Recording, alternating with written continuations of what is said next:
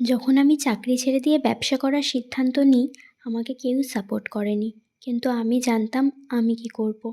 আজ তোমাদের ভালোবাসায় আমি এতটুকু ইনকাম করি যাতে আমার নিজের খরচ আমি নিজেই চালাতে পারি।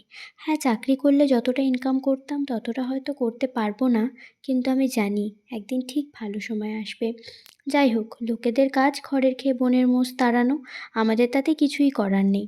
যতদিন থেকে আমি ব্যবসা শুরু করেছি, সবসময় কিছু মানুষ আমার পাশে থেকেছে। তাদের কথা না বললেই নয়। তারা নিজে কেক নিয়েছে এবং সবাইকে বলেছে যাতে তারাও আমার থেকে কেক নেয়। তাদের আমি সত্যি মন থেকে অনেক থ্যাংক ইউ বলতে চাই।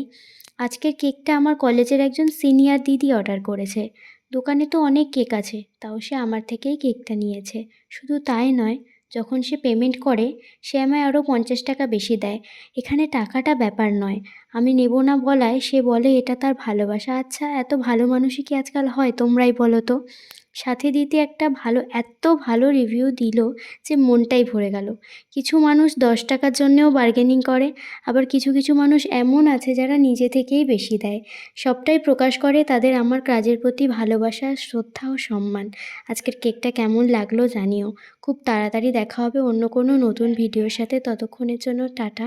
খুব ভালো থেকো, সুস্থ থেকো, সাবধানে থেকো।